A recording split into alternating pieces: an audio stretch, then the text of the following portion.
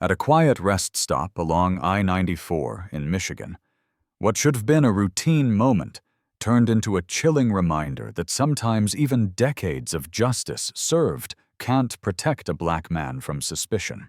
It was just past 10 a.m. when Judge Marcus Whitman, a distinguished district court judge with over 2 decades of service, pulled into the highway rest stop in his polished black Lincoln. Dressed sharply in a slate gray suit with a soft blue shirt, he looked every bit the seasoned professional on his way to a governor's policy roundtable. But that meant nothing when a white state trooper named Officer Daniels rolled up behind him, lights flashing suspicion already written across his face. To Daniels, a black man sitting alone in a nice car was more than enough cause for concern. As Marcus lowered his window and greeted the officer calmly, things escalated quickly. Daniels accused him of driving a stolen vehicle, and despite Marcus offering to show his registration, the officer's hand moved to his weapon.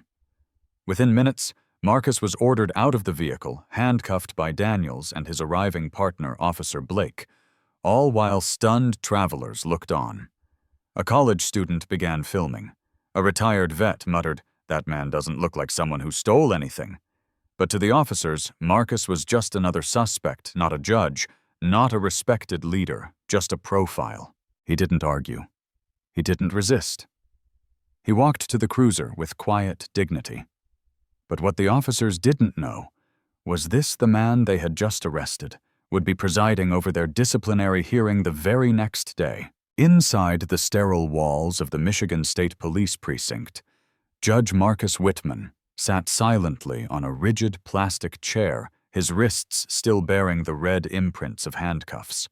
Though technically no longer restrained, the lingering sting was a reminder of just how fragile dignity could be in the face of unchecked bias.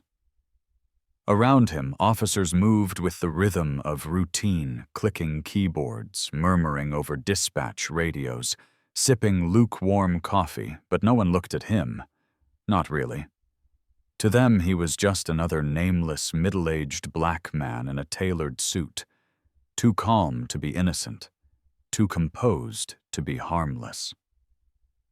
That quietness, so natural in the courtroom, was now misinterpreted as defiance. When he politely asked to contact his office, citing an important meeting in Lansing with the governor himself, the officers either ignored him or brushed off the request with vague shrugs. No one took the time to verify his ID, despite it being in their possession. No one cross-checked the court-issued badge tucked neatly inside his leather folio. He had seen this happen too many times to others. Now it was happening to him. Officer Daniels, the man who had first detained him, paced past the holding area. More than once, his glance sharp and full of irritation. His partner, Officer Blake, stayed mostly to the background, uneasy, but silent. Marcus knew that silence well. It often screamed louder than action. For nearly 2 hours he waited. No call, no explanation, no paperwork. Just the slow bleed of time and the mounting awareness that even his credentials, his history, his 20-plus years of public service didn't shield him from racial profiling. But Marcus wasn't fuming. Not yet. He was calculating. He knew something they didn't. This wasn't over. Not by a long shot. It wasn't until Sergeant Patricia Yates, a seasoned supervisor with graying hair and sharp eyes, walked through the precinct that the atmosphere began to shift. As she scanned the intake logs and saw Marcus sitting quietly, a flicker of recognition, or at least curiosity, crossed her face. "How long has he been here?" she asked. A younger officer answered offhandedly, "Almost 2 hours. Obstruction and vehicle match." Yates frowned and approached Marcus. "Sir, have you been read your rights?" He nodded calmly. "Yes, ma'am, but I haven't been permitted to contact my office. I've requested multiple times." Something in his voice made her pause. There was no desperation, no edge. Just measured clarity, the kind that didn't belong in a holding chair. "What's your name again?" she asked.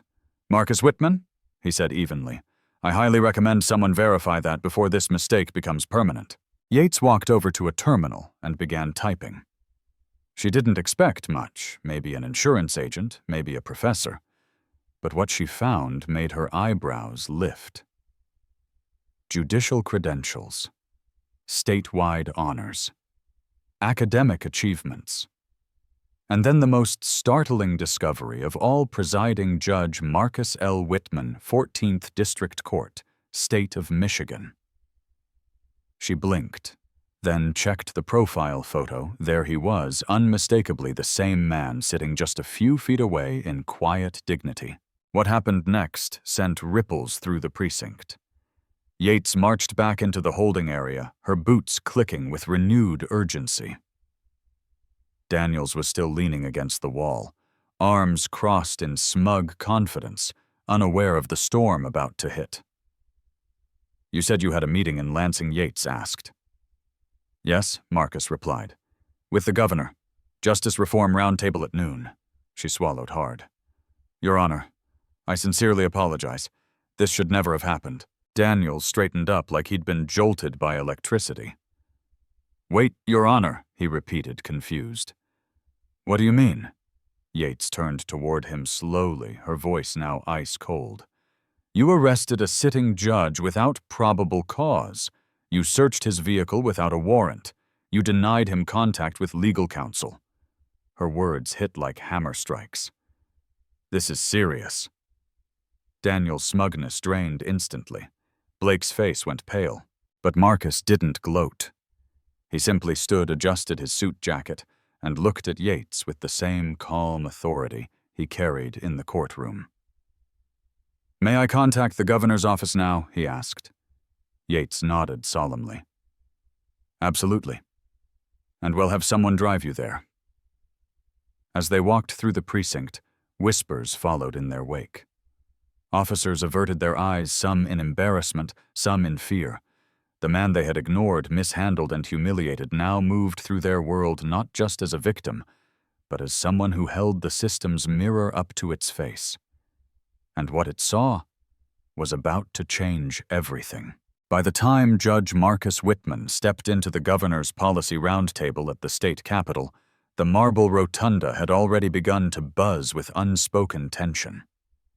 News of the incident at the rest stop had started circulating, not just on social media, but in whispers among legislative aides, journalists, and legal scholars who had gathered for the justice reform session. He entered wearing a crisp navy blue suit, the same leather folio under his arm, and a quiet strength that now radiated beyond his position. When he walked through the towering oak doors, conversations halted. People didn't just stand. Because protocol required it, they stood because for the first time in years, the ideals of justice, dignity, and power had arrived embodied in a single man. The governor, seated at the head of the table, rose and extended his hand. "Judge Whitman," he said with gravity, "we're honored to have you here." Marcus nodded once. Expression steady. "Thank you, Governor. I believe the timing speaks for itself." The room settled into a respectful silence as Marcus requested to make a brief statement before the policy discussions began. Standing tall and unwavering, he addressed the room in the same clear, commanding tone he had used in thousands of courtrooms. "Yesterday morning, on my way to this very meeting, I was stopped, detained, and handcuffed by 2 officers of our own state police. There was no warrant, no probable cause. Only a suspicion rooted not in behavior, but in appearance." His words landed heavy in the chamber. "I wasn't yelling. I wasn't combative. I was in fact wearing this very suit. But I was treated as a threat. That experience wasn't unique to me, and that's the problem." The weight of the room shifted. Several lawmakers nodded solemnly. Others lowered their eyes in shame. A young assemblywoman seated near the back discreetly wiped a tear. The quietness that followed wasn't just respect, it was the stunned recognition of how deeply embedded the issue had become. Marcus continued his tone, never wavering. We speak often of trust between law enforcement and our communities, but trust cannot exist without accountability. And dignity, especially the dignity of innocent people, cannot be optional. What followed was a transformation of the day's agenda. What was supposed to be a measured discussion on hiring standards and training policies suddenly took on new urgency. The viral video of Marcus' arrest, now being projected onto monitors around the Capitol, served as the undeniable proof that even a sitting judge could be reduced to a suspect in seconds. No raised voice, no erratic driving, just the wrong skin color in the wrong car at the wrong time. Legal experts were summoned into the chamber. Civil rights leaders joined the conversation mid-session. The tone changed from procedural to personal. This wasn't abstract policy anymore, it was a reckoning. Then came the moment that shocked even the most seasoned observers, the announcement of an emergency misconduct hearing to review the actions of Officers Daniels and Blake. The twist. The governor's legal team confirmed that Judge Whitman himself would preside over the review, citing both his judicial neutrality and personal experience with the incident. Marcus hesitated. He was no stranger to difficult rulings, but this was a line between duty and emotion he didn't want to blur. Yet, after careful counsel and the assurance that it would be ethically sound, he accepted the role. "We are not here for revenge," he stated. "We are here for responsibility." Within hours, the Capitol prepared for the hearing. Word spread rapidly through legal circles and media outlets. The very next day, in a packed judicial chamber filled with press policymakers and stunned community members, Officers Daniels and Blake entered, not with swagger, but with their heads down, visibly shaken. And seated at the center, flanked by two other state judges, was the man they had wrongly detained. Judge Marcus Whitman, once presumed a suspect, now held the gavel. And as he surveyed the courtroom, he understood the gravity of what was about to unfold, not just for them, but for every citizen who had ever been cuffed for fitting a stereotype. Justice was no longer an idea. It had just taken its seat. The hearing room was packed to the brim. News crews lined the back wall, their cameras fixed squarely on the front of the chamber where Judge Marcus Whitman sat, flanked by two other state judges and a representative from the Attorney General's office. The atmosphere was electric, not with chaos, but with a tense, focused silence like the pause before a thunderclap. Every person present knew that what was about to happen wasn't just a disciplinary review, it was a moment of reckoning. Officers Daniels and Blake entered quietly, their postures stiff, their faces pale. Gone was the arrogance of the roadside stop. Gone was the smugness of presumed authority. Now seated at a table with their department-appointed attorney, they faced the very man they had handcuffed less than 48 hours earlier. Now, in his full robe, the gavel within reach. Judge Whitman opened the proceedings with clarity and gravitas. "This is not a forum for retaliation." He began, his voice low but commanding. "It is a forum for truth, for transparency, and for the standards that are meant to govern both badge and bench alike." He made it clear the panel would evaluate the conduct of the officers, not based on perception, but on protocol evidence and ethics. Body camera footage from the stop was played on a large screen to his left. The entire room watched in silence as the images unfolded. Officer Daniels approaching without backup, his hand resting on his weapon, his tone terse. The refusal to accept registration. The unjustified vehicle search. The moment Marcus, calm and compliant, was twisted into handcuffs while calmly stating, "You're making a serious mistake." As the footage ended, a collective breath seemed to be drawn across the room. Officer Blake was the first to be questioned. She admitted reluctantly that she had not reviewed Judge Whitman's ID before assisting in the arrest. When asked whether she had verified the alleged stolen vehicle report, she shook her head and whispered, "No, sir." Officer Daniels fared worse. His defense, rooted in departmental discretion and gut instinct, unraveled quickly under questioning. When asked why he had ignored the judge's request to make a phone call, Daniels stumbled through vague claims of protocol. "I didn't think it was necessary," he said at one point, glancing nervously at the gallery of reporters.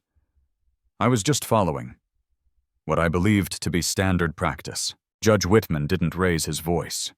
He didn't need to. His presence alone commanded the gravity of the moment.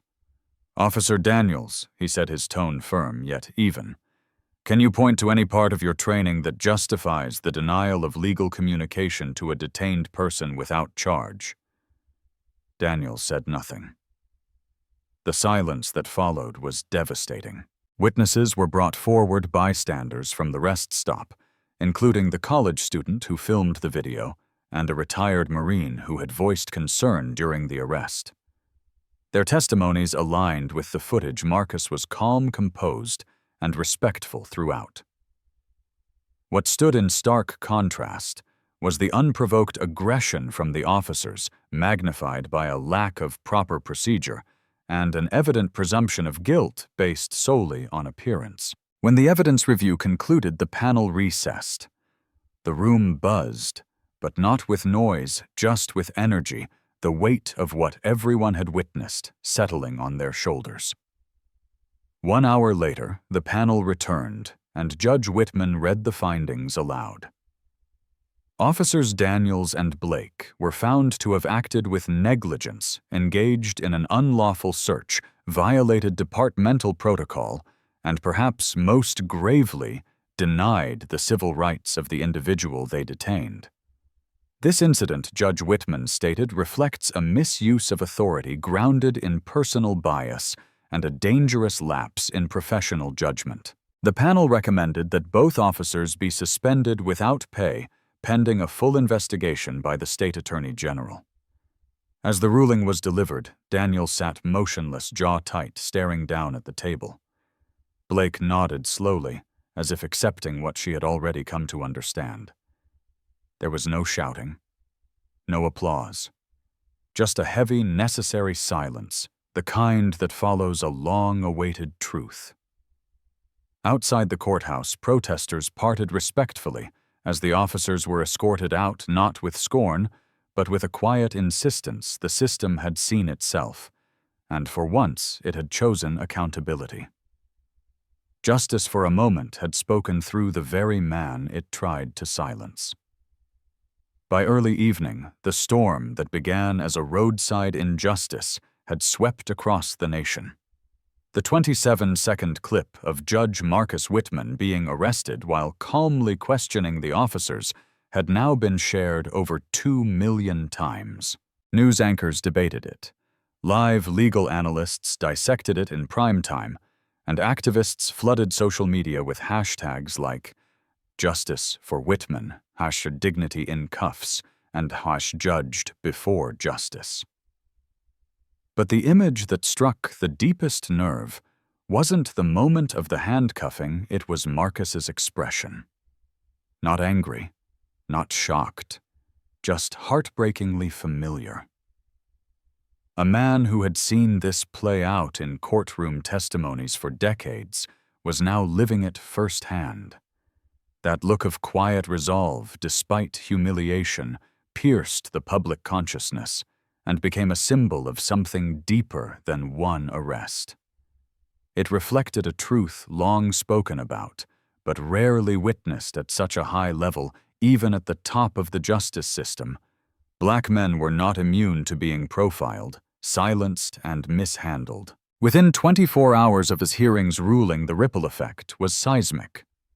The governor's office issued a statement condemning the officers' conduct and affirming the administration's commitment to law enforcement reform. Several civil rights leaders held a press conference in front of the Jackson precinct, their voices echoing into a crowd holding signs that read, Dignity is not optional, and protect and serve, not profile and subdue. Meanwhile, the Attorney General's office opened an official investigation not just into Officers Daniels and Blake, but into the broader practices of their precinct over the past 5 years.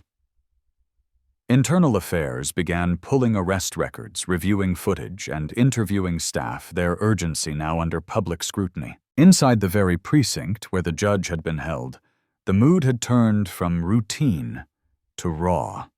Officer Daniels, once a man who walked the hall with untouchable confidence, now sat in a closed-door meeting facing departmental attorneys. Officer Blake, shaken and silent, had requested personal leave. Sergeant Yates, who had been the first to recognize Marcus' identity, spent her day on back-to-back calls with legal counsel, state investigators, and media liaisons. No one dared to make jokes in the break room. No one referred to Marcus as just a guy in a nice car anymore. The viral video had been emailed to every terminal in the building. Some watched it with shame. Others, particularly the younger recruits, watched it with quiet reflection, the kind that could plant seeds of change. And beyond the walls of law enforcement, something else was stirring. Legal advocacy groups began organizing free legal clinics for citizens who believed they had been wrongfully stopped or detained by the same department. Town halls were scheduled in Jackson, Lansing, and Detroit, with Judge Whitman's story being the spark for a broader community discussion. University law professors incorporated the case into their syllabus within hours, asking students not just to analyze the legality of the arrest, but the ethical failures that permitted it. The story wasn't fading. It was evolving into a movement. Amid all this, Marcus remained composed, but determined. He refused every interview request, opting instead to focus on the responsibilities ahead. He wasn't interested in headlines. He was focused on action. "This isn't about revenge," he said in a brief public statement. "It's about restoring faith in a system that cannot afford to keep failing the people it serves." And his restraint only fueled the respect growing around him. To many, he had become a symbol of what justice could look like. Not loud, not vindictive, but resolute and principled. As the sun set over the Capitol building and protesters lit candles in silent vigil, one thing was clear. The arrest of Judge Marcus Whitman was no longer just a personal injustice. It had become a public awakening. One that would challenge every officer, every policy, and every citizen to ask the same question. If this can happen to a sitting judge, what happens to those without a title, a camera, or a voice? And perhaps for the first time, those in power were finally ready to listen. The next morning, beneath the soaring marble columns of the Michigan State Capitol, anticipation hung like a low hum in the air. Reporters lined the rotunda outside room 312, their cameras prepped and microphones extended, waiting for the arrival of the man whose name had dominated headlines for the past 24 hours. At exactly 10:30 a.m., the double doors opened, and Judge Marcus Whitman entered not as a victim, not even as a symbol, but as a leader. His presence drew every eye in the room. Wearing a sharply pressed navy suit, his leather folio in hand, and the same calm gravity that had defined his judicial career, Marcus moved through the chamber with the quiet dignity of someone who had walked through the fire and returned standing taller. He took his seat at the head of the table opposite the governor, who leaned forward and spoke with a tone laced with both respect and remorse. "Judge Whitman, we're honored to have you here." Marcus nodded. "Thank you, Governor. I believe the timing speaks for itself." Before the policy discussions could begin, he raised his hand slightly, requesting to address the room. A hush fell over the space as he stood. "Yesterday morning I was handcuffed and detained by officers who neither knew nor cared who I was. There was no probable cause. No arrest warrant. Only a hunch and the color of my skin. He paused, letting the words settle across the polished oak and etched glass of the historic chamber. I did not resist.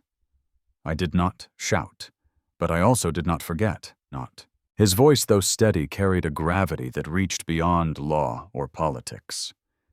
"This isn't just about me," he continued. "I'm not the first this has happened to, and unless we act decisively, I won't be the last. Trust between law enforcement and our communities is often spoken of, but trust without accountability is a fantasy, and dignity, especially the dignity of the innocent, cannot be treated as a privilege. It must be protected as a right." Around the room, lawmakers nodded, visibly moved. One young assemblywoman wiped her eyes, another scribbled notes furiously, as if documenting a moment of history. The tone of the meeting changed immediately. What had been scheduled as a technical review of de-escalation training and departmental policies became a moral conversation.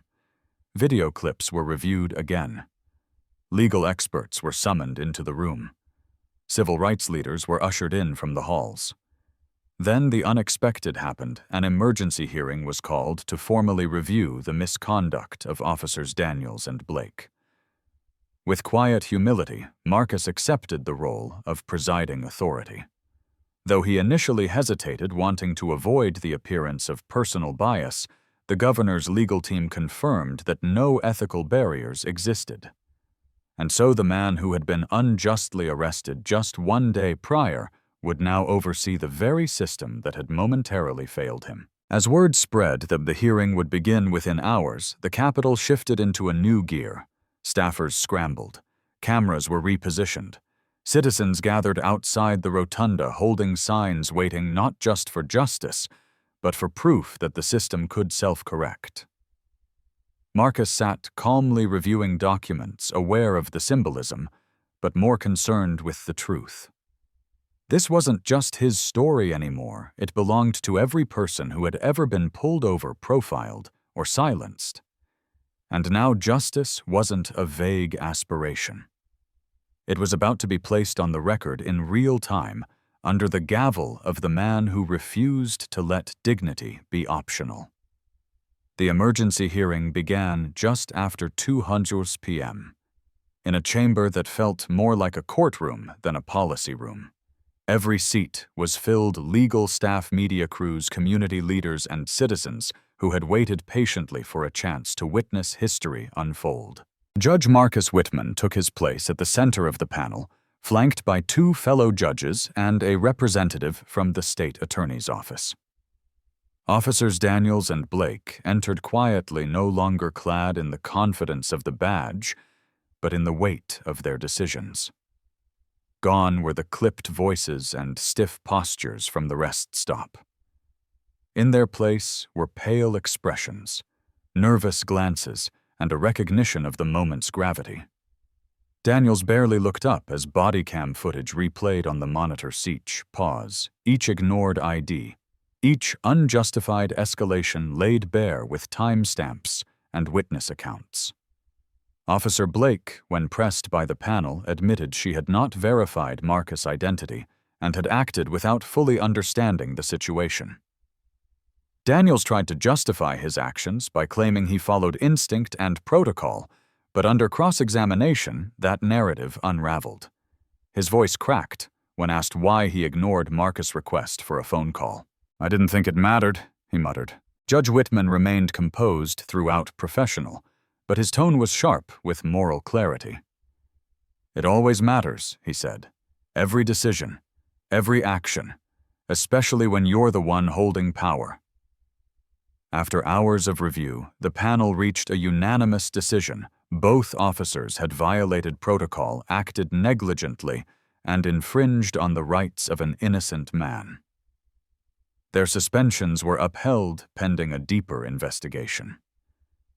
As the officers were escorted out, the room remained hushed, not with satisfaction, but with solemn respect.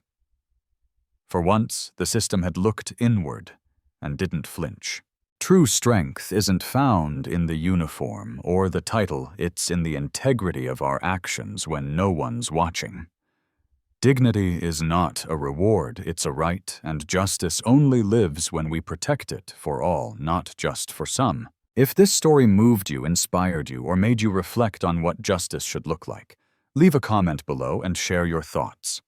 And don't forget to subscribe to the channel for more powerful, true stories that remind us of the quiet heroes all around us and the courage it takes to stand firm when the world expects you to bow.